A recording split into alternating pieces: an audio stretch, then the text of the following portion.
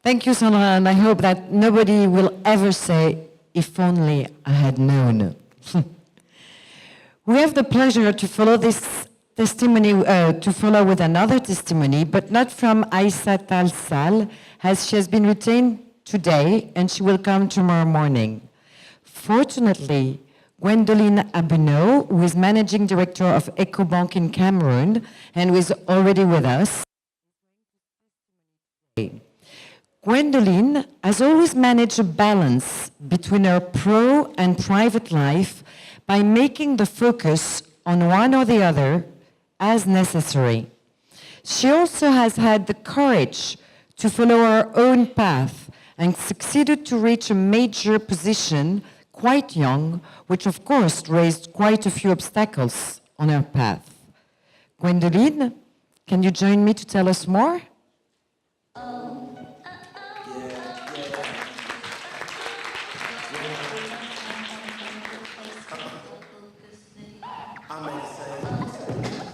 Thank you.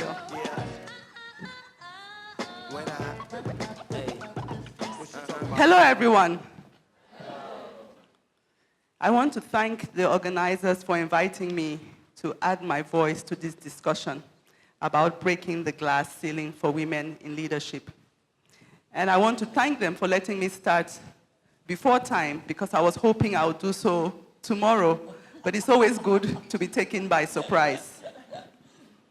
When I'm asked to share my story, I always hesitate because I'm caught between wanting to share the good parts, which will motivate and encourage, and sharing the failures, the challenges, the fear, the uncertainty, and doubt, which to me are all the ingredients which take us to leadership. I started this road as a wife, and along the climb to leadership, I gave birth to 3 children who are now 20, 18, and 11 years old. And although a lot has been sacrificed along the way, I believe it's worth it because I chose the path. Just like Sandra was saying, it was my choice. When I became a director some 7 years ago, heading the corporate bank in Ecobank, I was indeed the first corporate bank head, female, that they had. And to me, I had achieved my goal. My career goal was to be corporate bank head and move on after that and take care of my own passions. I like to decorate homes. I like to plan events. I wanted to be a guidance counselor for secondary school students. So to me, when I did that, I was like, my job is done. But 7 years ago, I didn't know I was contributing to breaking the glass ceiling in our country, where very few women were in leadership positions in any sector. Maybe it's because I'm from a family of all girls. And as you know, in Africa, to be all girls in a family, your parents face a lot of challenges. They always asked us, where's your brother? We said, we don't have a brother. You don't have a brother, you know? And because of that, my parents had to support us. They were very encouraging. They were very motivating. They instilled in us confidence and the zeal to be able to do whatever you want to do. As long as you work hard, you would succeed. So by God's grace, we girls did not fail our parents. They have a chemical engineer, they have a pharmacist, they have a senior HR advisor, and they have a banker. And we are all mothers, and we all have children.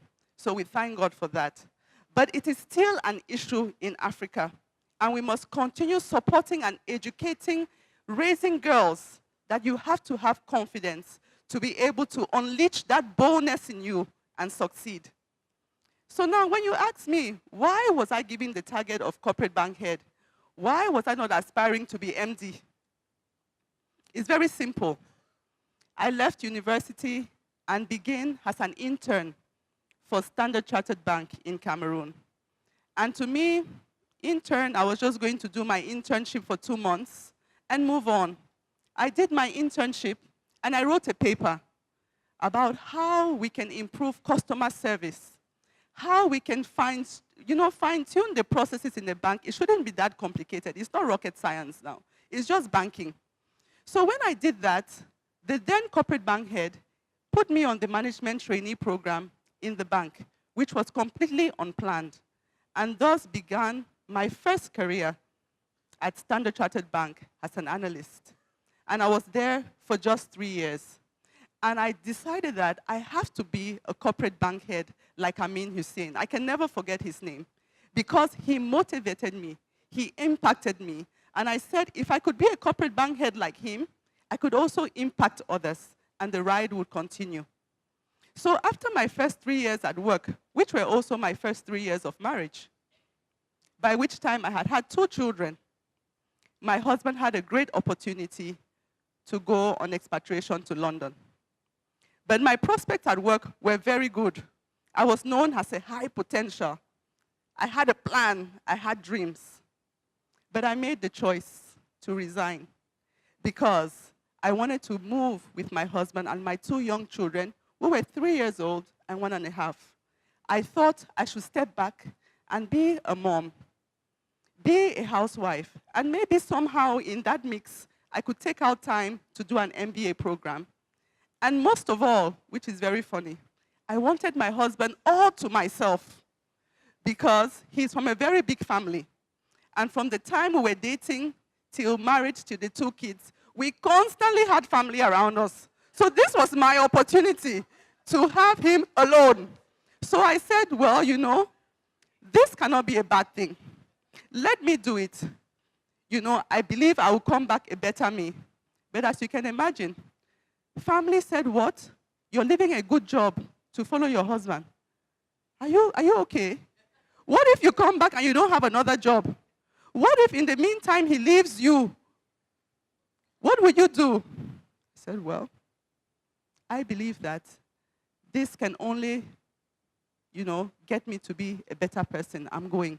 So I left my job at Standard Chartered Bank, and I was a housewife and mom for 1 year. And after 1 year, my only opportunity to go and do my MBA needed me to ask for help for my kids. So I took a very bold decision and sent my kids back home to my parents. I cried like a fool at the airport because I was torn between wanting to, develop myself, but then how will my kids feel that I'm leaving them to go and, go to school? But I thought it was important, and I believe that in the long run, it will be to their benefit. Fast forward that we all did that well. I came back home. No job, no job prospects. The job market is as tough as you can imagine. But my focus then was just to look for a job. I wasn't looking for a job in a bank or as a relationship manager. I just wanted a job. Because I figured if I got into the job market, at least I would start establishing contact and I would continue and succeed. So guess what? I took an intern job, professional internship. People were like, how can you, after working at Stanchart, how can you go and take an internship? You should wait and get the right job. But was there a job? There was no job. So I took a professional internship at a local bank. While I was there, I said, I must find a way to make my mark because people have to know that I'm here. And it was very simple. It was a bank that had mainly French speakers. And they had very good credit files, but nobody could analyze the files for them in English. So that became my specialty. For 6 months while I was there, it was myself and the MD. We met daily. I went to all senior meetings. And guess what? Ecobank called me for a job. I didn't apply. So I had taken that sacrifice to resign from my job. But then I came back, had an open mind to say, let me do an internship. Let me just get in. Let people know that I'm back and I will get something. I got something at Ecobank. And I went in, worked for 1.5 years, and Citibank came calling for me. They had a very nice offer. They packaged it nicely, training, will groom you and grow you. And I took the offer from a very inspiring leader who was open, motivating, and fair. And guess what? Today, I met him in the room, Serge Akono. That was my boss who inspired me to come to Citibank to grow myself. So you see, I resigned, yes. I went with my family, yes, there was a specific moment to do that. But now I've come back and I'm having opportunities without applying. During my time at Citibank, I had two very big offers. I had an offer to be head of corporate still at Ecobank, and another one to be head of corporate for another bank in the market. But in 2007, when I had that opportunity, I was pregnant with my last child. And as you can see, there was a big gap between my 18-year-old and 11-year-old. So I had waited 7 years to have this baby, and I was not taking no head of corporate bank job. I was going to focus that time on this baby that I had waited long enough to have. So I had my baby, and the opportunity came back again in 2011. And I took the job, and I said, yes, 2011 is the year. I'm going to do 5 years as head of corporate bank. Then that is it. Banking is enough. I'm going to go and do whatever else I want to do. That became the most challenging job I have ever had in my life. I went in there thinking, I have to excel. I'm going to drive the team like this. We're going to meet our numbers and everything. I didn't plan about the culture of the place, the environment, my boss, and it was a nightmare. Yes, on one hand, we grew the business by 30% year on year, but as a senior manager, I couldn't grow because I was locked up in my own space. I didn't realize that to be a senior manager, it's not about technique. It's about diplomacy. It's about coming to the table sometimes when you don't feel like being part of the team. It's about controlling your emotions and your mood. It's about participating in the culture that you want to change. So I had to take a step back, reevaluate myself, and say, hey, hang on. I'm not going to let all of these troubles stifle my growth. I'm going to become not only head of corporate bank, but I'm going to become MD because I want to impact change. I want other people to have a better experience. So I'm going to try my best to exceed and excel. Well, it also helped that the MD left. But I worked hard. And from that miserable, horrible experience that I lived through for 2 years, after I did the self-assessment first of myself before the institution and had my priorities straight, I was appointed head of corporate for CEMAC. I was appointed to the board. I became deputy MD and then became MD. This is from a very nasty experience, but I learned to grow. What does that teach you? And what did it teach me? To be a leader, you have to have very strong values. Don't be a leader because it's the buzzword. You have to have a foundation that lets you be authentic, be you. I wanted to be a wife. I wanted to be a mother. And I did not think that I had to choose. I wanted to do all of it at the same time. That means that at any given point in time, I had to prioritize. I had to cut certain things off because I just couldn't do it. I had to focus when the kids were young. I've had my nanny for 18 years. And 18 years is not because I'm a saint or she's a saint, but we all know what we are gaining. I have to prioritize her. I have to make her feel important. I have to empower her. I have to let her feel she has a future because her stability means my kids were stable. I called on support. When I'm down, I'm down. Oh my God, I'm screaming. I'm like, I cannot do this anymore. This has to end.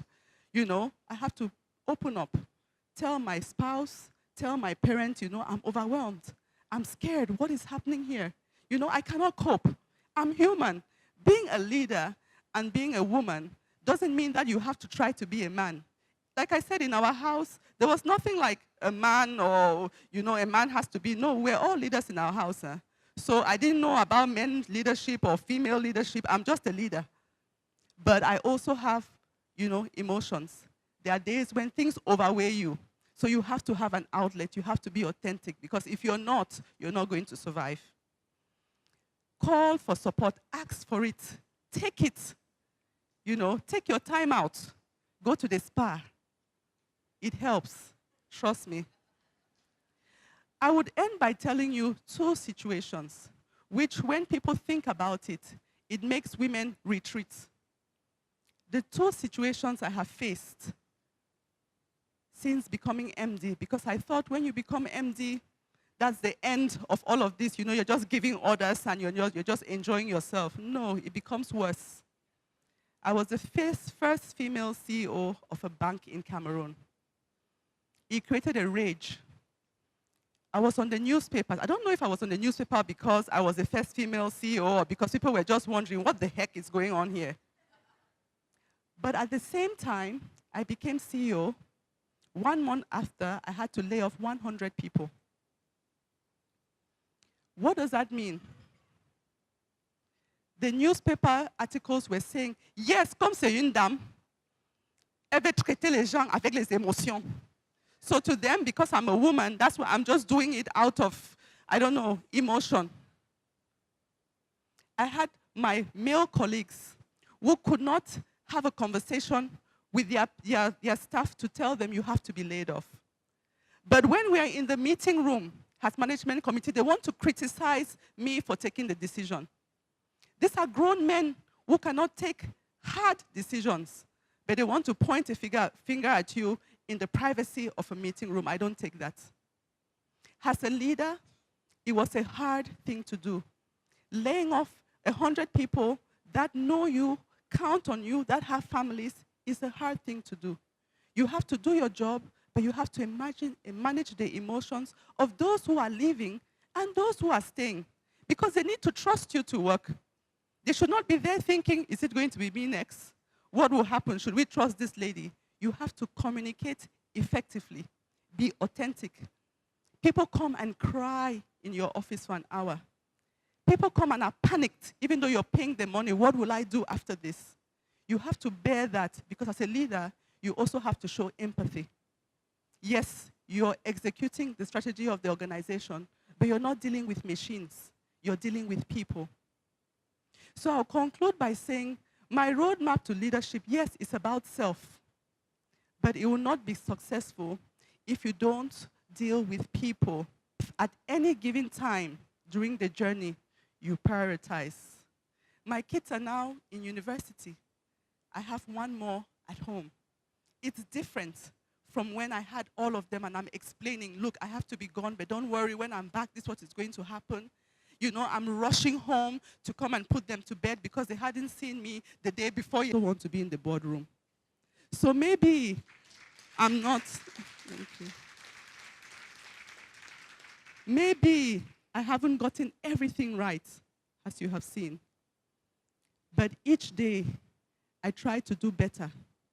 When I come here and I listen to Efwa and I listen to Sandra, I'm also very inspired. I read books from Robin Sharma that tells me, who will cry when you die? It's not that you're looking for death, but you're wondering, all this work that you're doing on earth, if you have to die tomorrow, would you just be miserable saying, oh my God, I have spent 20 years in the corporate world, I should have been doing something else? Or would you believe that the little contribution that you did in the space that you occupied at least impacted people? So this is just an encouragement. My little story of how I got there is to inspire others to say, please, come, join us on the table. There's a lot of space. There's a lot that has to be done. And we are each responsible. Because I launched a women's initiative this year in March in my organization. Because when I was appointed, I had emails from young girls in the company saying, oh, I want to be like you. Oh, I didn't know you had kids and all of that. But guess what? It was launched in March. Till today, we have not taken off. We have no volunteers. We have nobody who has signed up for the mentorship program. We have no name, even just to suggest a name that we will have for our women's initiative. I'm not frustrated. I'm sad, but not frustrated. It is just to tell us that the road to break this glass ceiling is long, is steep, and is wide. I am a woman, the first that they have had in the bank in Cameroon. I have said, let us do a women's initiative for you so you can take up leadership roles. Come up with a name that will motivate. Tell me which speaker, anywhere in the world, you would like to come and talk and inspire you. And from March till today, nothing. That tells us that we talk about it. It's important to talk about it, but we need action. So I'm hoping that when I leave from here, I will have more, more ideas on how to go back and relaunch it, because it has to happen. We cannot have 1 or 2 females in the banking sector in Cameroon or in CEMAC. It makes no sense, because we have very smart and intelligent girls that you meet along the way, but they just need you to take their hand and pull them up. They need to match themselves with supportive partners that say, I believe in you, go and do it. I'm here to support you. They need to talk to other people and receive motivation and innovation, and we will get there. So please join the table. And I think when we meet for the next time, we'll have many more female leaders coming to share their story. Thank you very much.